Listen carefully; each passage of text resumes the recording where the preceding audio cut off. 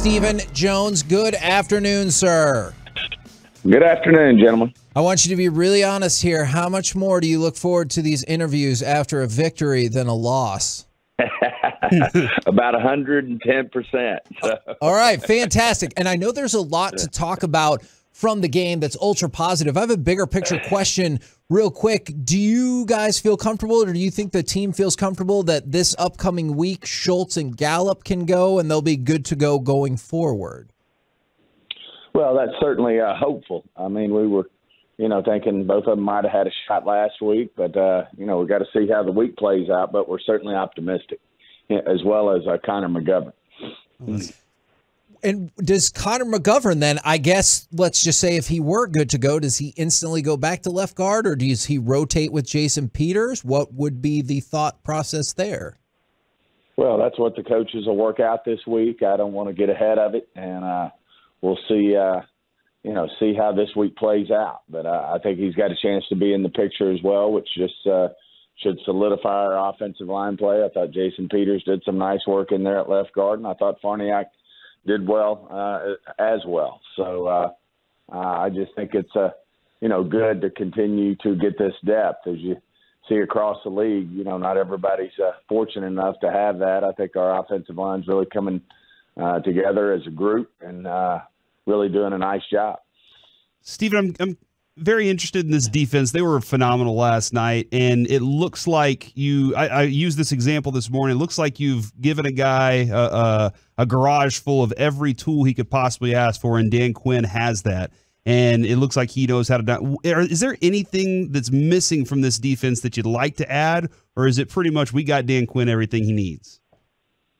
Well, I mean, you can always look to get better. I don't ever want to dismiss that, but certainly we've got a good group of men that, Dan's certainly done a great job of being able to verbalize and really help us as an organization understand what he's trying to get accomplished, and in particular our personnel department with Will and Jerry and myself and his scouts. I just, Dan's done a great job of, really helping us know who he wants and what he needs. And, I do think we've got a good group. I not only think we got, good frontline players, but we've got great depth. And certainly that helps when you're in the fourth quarter and you're able to keep people fresh and come in late in the game when you need it the most, as we saw last night. I thought we had some of our best pressures there at the end of the game, when the Giants were trying to make a comeback. So I do feel like, Dan's got a great group of men over there. The play style is great. I think, certainly we're getting better and better each week. On the offensive front, I know you mentioned already, we'll see about the progress of Schultz. I was kind of curious what you thought about the play of Hendershot and Ferguson in their stead last night. Yeah, my hat's off to those young guys. They've come in. First of all, they made a statement by making the team. We're going with 2 rookie tight ends as part of the 3. Another young one in McKeon, who's on our practice squad, who came up and did a nice job for us last night. But I do think Ferguson and Hendershot both are guys, as we saw last night, that can come in, and the game's not too big for them, and make plays. So, it'd be great to get Schultz back. I mean, he's the leader in that room. He's one of the leaders on our offense. It'd be great to have him back. But at the same time, it was great to see, those 3 young guys step up last night and give us production at that spot. Where have you been most impressed with Cooper Rush starting these 2 games? I just think, one is his leadership. He's got the confidence of the team. I think 2 is getting the team in rhythm. I think 3 is, his knowledge of the offense and knowing where to go with the ball and how quick he gets the ball out. I think last night we came away with basically, I don't think they got a sack. Correct me if I'm wrong. And I don't think they had that many pressures either. So it was, but I think part of that's hats off to Cooper as well. I mean, we all want to start by giving credit to the offensive line. They pay their guys too. And I thought the offensive line did a great job, but you also, it's really nice when you got a quarterback back there who knows right where to go with the ball and gets it out in a timely fashion. Noah Brown, I think I told Kevin this earlier, I've been unnecessarily a Noah Brown guy for a while because he didn't have a lot of stats to go along with it. You know, he didn't have a lot of opportunities, but here he is in the last few games here showing that he's been prepared for that moment. What's been the thing maybe that's been holding him back from getting this opportunity? And then where do you look at him right now and go, man, how much he's helping this team? You know, one of my themes has been, and our themes has been, is give people opportunities, give people a chance, and see what might happen. And he reminds me a little bit of Miles Austin in terms of Miles being a great special teams player around here. Certainly Noah was. Miles did a lot of the dirty work, blocking, digging people out, you know, in the run game. And then boy Austin got his chance in Kansas City, and the rest was history. And I think that's true for true for Noah. I think, you know, it's not any different than Tyler Smith getting an opportunity to go play left tackle. I mean, he certainly answered the bell. It's not any different to watch CD progress now. And, you know, after a tough drop there, I mean, what a response. I mean, he came back and, you know, played elite football in my mind after, had the disappointing drop there. And certainly I think I think CD was looking for that end zone before he caught the ball. But I think you just give some of these athletes that, you know, are willing to be football players and do the dirty work and play special teams and give them an opportunity. And it's amazing how guys like this can thrive. Brock Marion's another one that comes to mind that just came in as a special teams player, a punt blocker, and then he got a chance to play safety and became a Pro Bowl safety. So, some of these guys, they're just football players. They're willing to do what it takes. The other things on Noah's list is, he's overcome some injuries, and he didn't let that deter him. A lot of guys, unfortunately don't get through those type of situations, and they retire and move on to other things in life. But, I think Noah's the ultimate example of a guy who's done everything the right way, and it's paying off for him. Do you feel that way at all? I know these are totally different players, but there's every now and again I kind of feel that way about Leighton Vander Esch, who's been written off maybe a couple of different times in his career, maybe even last season at the beginning of the season. What have you thought about his play maybe in the second half of last season and then to start this year? Well, I mean, hats off. I agree with you. I mean, I think the hardest thing about Leighton, too, is Leighton started off on top of the world. I mean, he came in here as a rookie Pro Bowler, I actually think, and everybody had him, him and Jalen as the top two young linebackers in our league. And then both of them, Leighton in particular, went through an injury situation there, and he was able to overcome it. And, he had some disappointments, I know, in free agency. And I know he knows how much we think of him and vice versa, and decided to come back here and, play a prove-it-out deal on a one-year deal. And, he's just been outstanding for us. So Dak hinted yesterday to a couple of the media members that he could play against the Washington Commanders. If Dak on Friday or Saturday says, I'm ready to go, I want to start, who stops him? Well, I just think that's something that, you come to a consensus on something like that. I mean, you got to love the competitive nature. That's what everybody in this organization loves about Dak. Never want to underestimate him. You never certainly want to second guess. I mean, this guy's a competitor.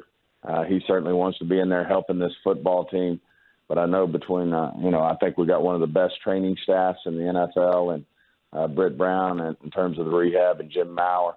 I know the coaching staff is going to certainly do what's in Dak's best interest. I mean, there's that old saying, sometimes you got to protect a person from himself. And, this is probably going to be one of those that we got to make sure that, he's not pushing the envelope, because we all know, Dak would, probably push the issue probably to a point of detriment if we don't stay on top of it. But I'm confident the organization will make a great decision here in terms of timing of when Dak's ready to return to play. Can I at least pencil him down, with all that being said, as out for Sunday then?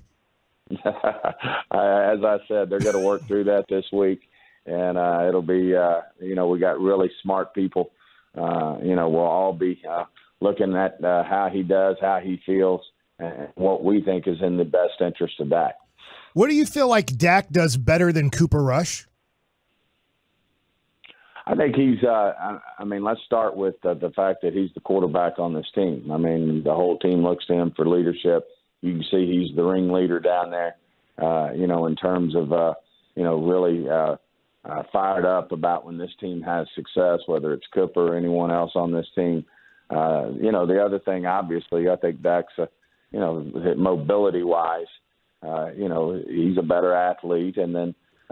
Just experience. I mean, Dak's been around, seen it, won playoff games, won a lot of football games, had a lot of success. So Cooper, take nothing away from Cooper. I mean, the run he's had here going back to Minnesota last year and winning these two, tough football games against a Super Bowl team last year in the Bengals, and then a team that was, came in at home 2-0 and playing good football. So, I think a lot of people were questioning, had we taken care of this backup quarterback situation the right way? And, certainly this team has a lot of confidence in Cooper, and he's certainly shown that he deserves that. Did you think those questions were fair at all, though, given that the team had exposed Cooper Rush to being picked up by other teams at a couple of different points? I think one thing to be clear here on being exposed to being picked up. I mean, he couldn't have been claimed. He was a veteran. He got to choose where he wanted to be, where he wanted to play, and certainly, he was.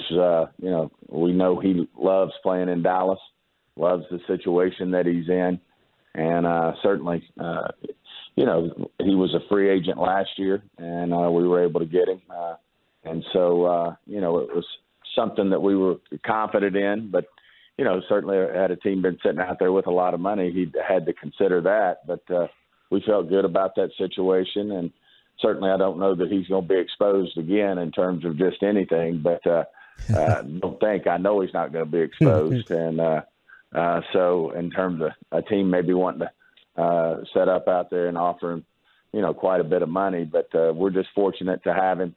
I like our quarterback situation. I like Will Greer behind Cooper. As we all know, Will was having a great camp as well and was pushing Cooper for that second spot. So I think we've got like a lot of positions on this football team, and this team's getting healthier. We're bringing guys back. Curse is not too far away. We mentioned the other guys. So I think we've got a good situation here with some good depth, with some good young players that should get better each week.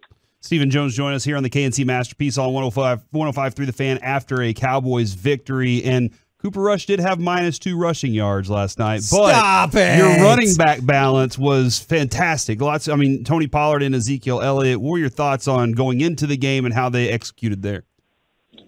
Well, I just think they're a great complement to one another. They're a great tandem. They support each other. They're competitive. They want the ball. I think last night's just a prime example of what they can do with Zeke's physicality, with Pollard's juice. I still say we can't get Pollard enough times the ball in space. I know he didn't have any receptions, but, he's certainly capable of that as well in the right situations. But it turned out we took advantage. I thought Kellen was outstanding with his game plan and his play calling, and it worked out. We left some things on the board out there, in terms of having some opportunities maybe to do some things even better than it turned out in the game. And I thought that was a tough one on the pass interference call that wasn't called.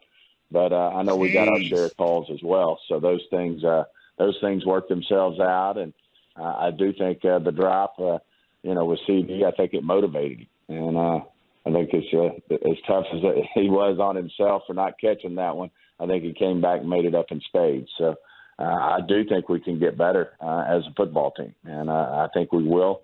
I think we're one of the youngest teams. I don't have the exact stats right here in front of me, but we're one of the younger teams. And it was mentioned last night, we're a homegrown team as well. Most of this team is made up of players that, as an organization, that we either drafted or brought in through college free agency, and guys that have grown here. And then we've got a lot of young guys who are on the come as well. So I think this team should get better week in and week out.